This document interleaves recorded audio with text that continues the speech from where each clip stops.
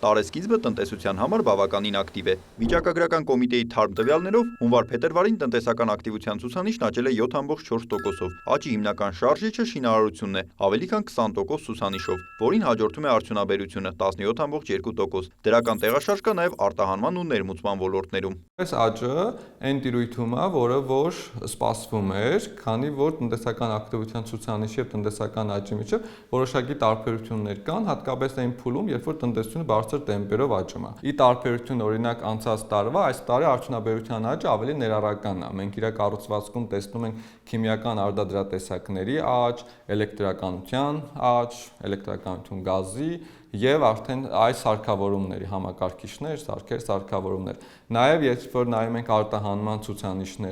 արտահանման ցուցանիշներում նույնպես ունենք որոշակի դրական դինամիկա։ Տարվա առաջին ամիսները սովորաբար պասիվ են լինում, սակայն արկա տվյալները խոսում են առաջանցիկ աճի մասին։ Տնտեսագետ Աշոտ Մարկոսյանն է նկատում։ Այս ցուցանիշները վկայում են բանի մասին, որ մենք տնտեսություն ունենք, որ արդեն կարելի ասել առողջացած վիճակում է,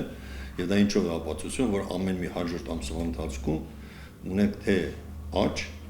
եւ կարեւորը որ այդ աճը ձեռք է բերում ոչ թե սպառողական գների ավելացման, այլ արտադրանքի ցավալի ֆիզիկական թողարկման հաշվին։ Իսկ որքանով է տնտեսական ցուցանիշների աճը զգալի շարքային քաղաքացու համար։ Ֆինանսների նախարարությունում փաստում են, աշխատաշուկան ակտիվանում է, իսկ մարդկանց եկամուտներն աճում։ Տնտեսության բոլոր ոլորտները կլանում է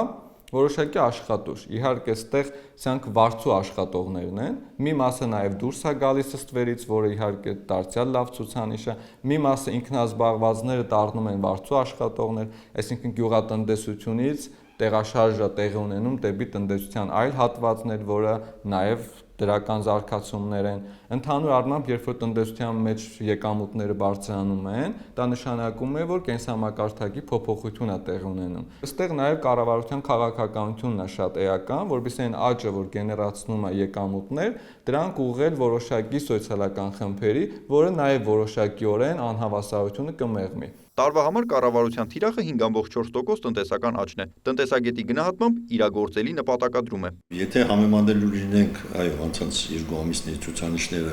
տարվա առաջադրանքի հետ, դրանք ավելի բարձր են եղել, բայց մի բան էլ է ճշմարիտ, որ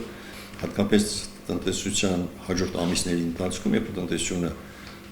տաքանում է, այդ բառը օգտագործում են տնտեսագետները, այս դեպքում այդ աճը մենք իհարկե կարող ենք բավականաչափ ավելացնել եւ այդ ցուցանիշը գերազանցել։ Նախորդ տարի ֆինանսների նախարարությունը կանխատեսել էր 5,2% տնտեսական աճ, սակայն արդյունքը 7,2 էր։ Հնարավոր է, որ այս տարի եւս սպասվածից բարձր արդյունք գրանցվի։ Աճը, որը որ մենք կանխատեսել ենք, դա այն աճն է, որը հարգունակա եւ որակական աճն է։ 25 թվականին տեղի են ունեցել որոշակի ոլորտների աճեր, որոնք հարկեր չեն գեներացրել։ Այսինքն, եթե մենք նույնիսկ կանխատեսեինք 7,2% աճ, դա